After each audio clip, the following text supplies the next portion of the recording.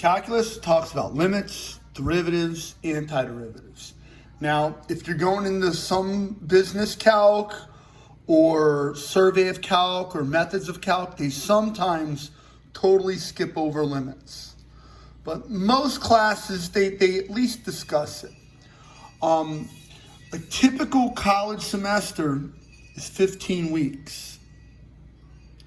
So from my experience, they'll talk about limits for 2 weeks, antiderivatives for 2 weeks, and then the bulk of the course of the introductory calculus class is going to discuss derivatives. So that's 11 weeks of dealing with the derivative and its applications. So they'll give you something like this, and then they'll start asking you all kinds of questions. First, what's the derivative? So f prime of x. And what you're expected to do is the power rule. Get good at it. 3 times 1 is 3. 3 divided by 3 is 1. That's going to give me x squared. 2 times 3.5 is 7.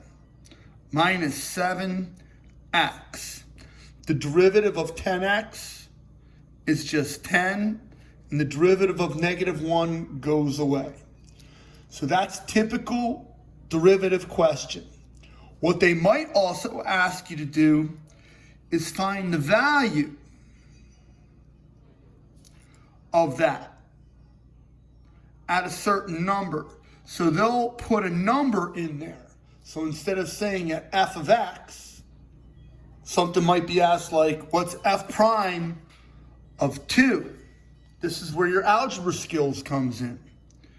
The derivative was calculus, but after that, it's all algebra. So now they want me to plug 2 into the derivative.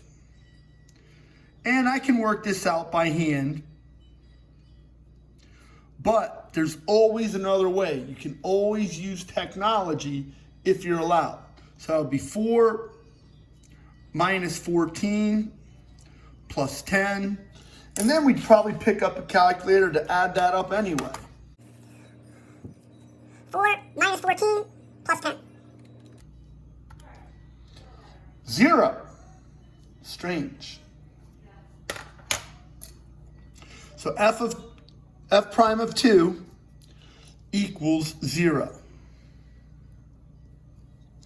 Now, I'm going to use the calculator to do the work for me. So here's what I want to do. First, I want to turn it on mode 1, normal mode, computational mode. And this is the Casio 115ES. I'm going to hit shift. And then this button here.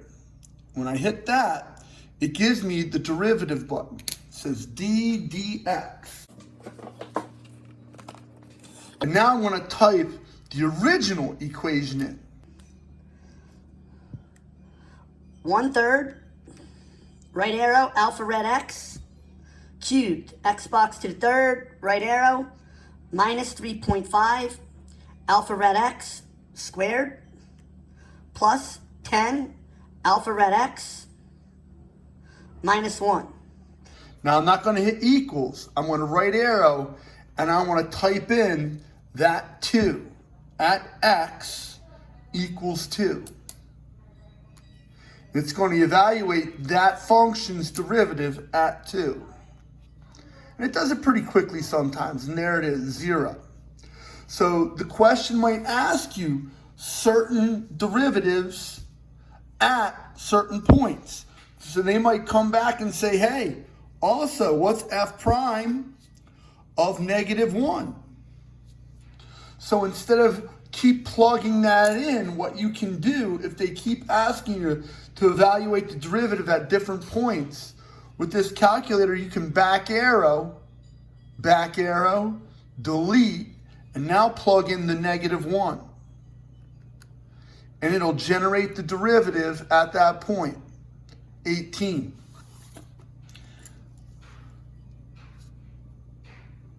And if you want to do it by hand, we can. I'd have to plug in a negative 1 squared. That would equal 1.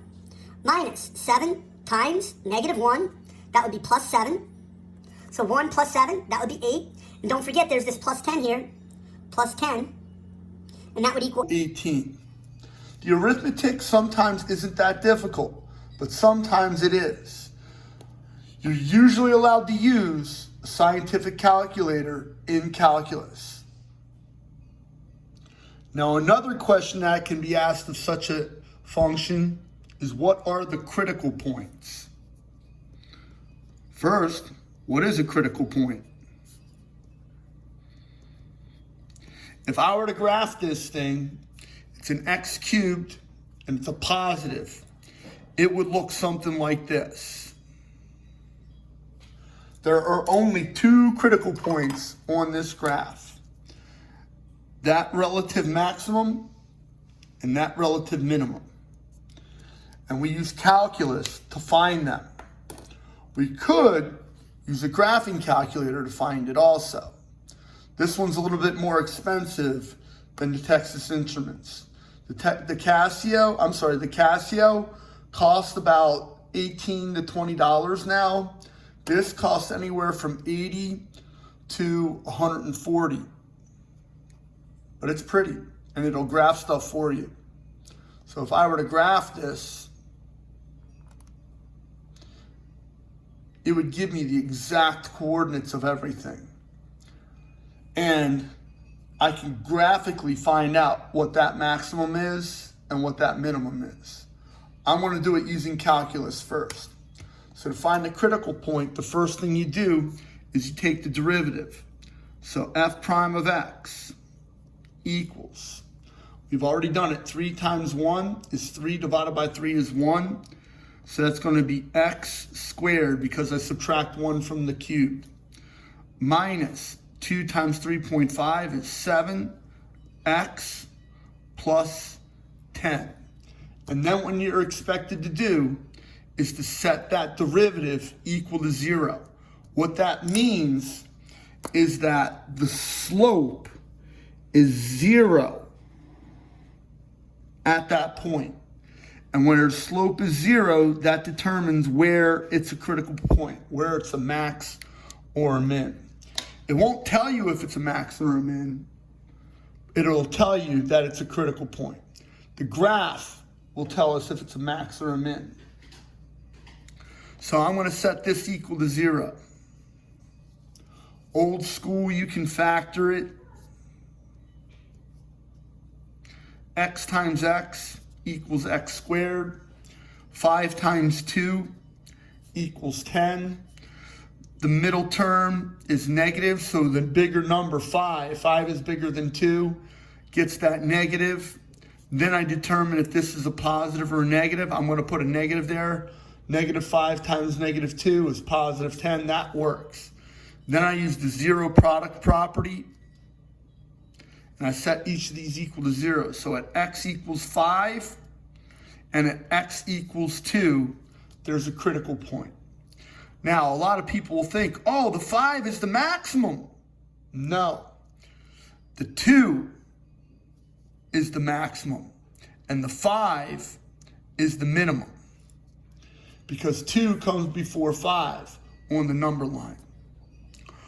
Then if you're asked to find out what the y value is, you're going to plug that 5 into this original equation, which starts to be a heinous nightmare. So what we're going to do is we're going to use the technology. And I want to go right to the Texas Instruments. You would hit y equals, and you would type that in. There's a lot of typing involved. And then you just hit graph, and it'll spit out the graph pretty nicely. Now I'd like to find out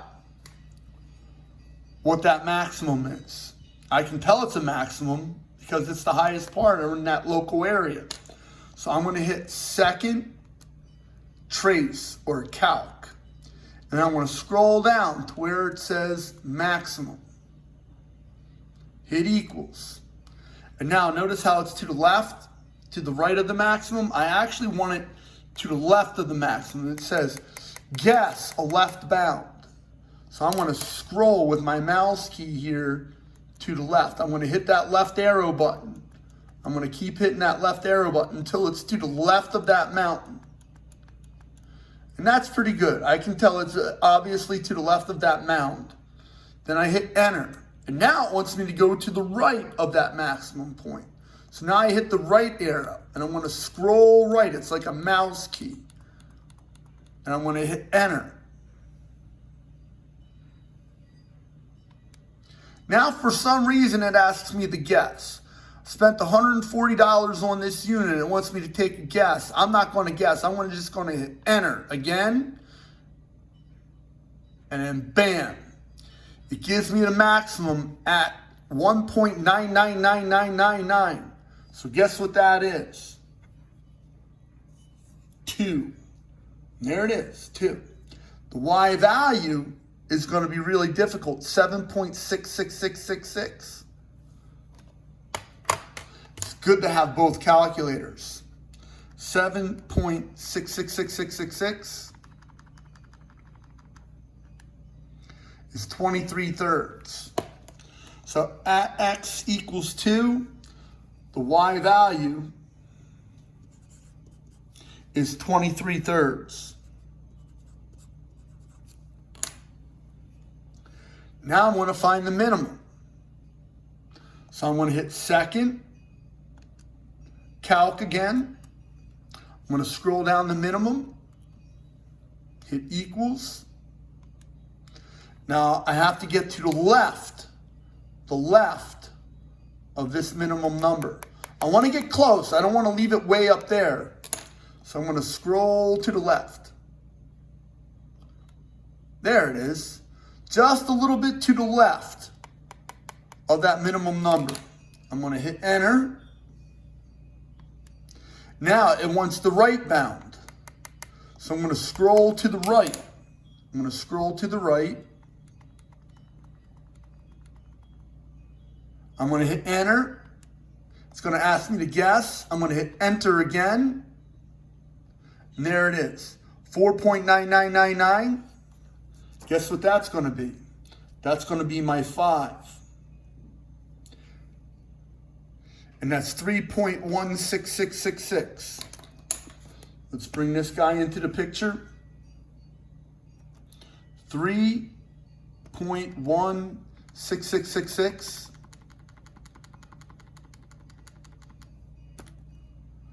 19.6. So the Y value there is going to be 19.6. That's just a little bit of how you can use technology to make your life a little bit easier when dealing with derivatives in calculus.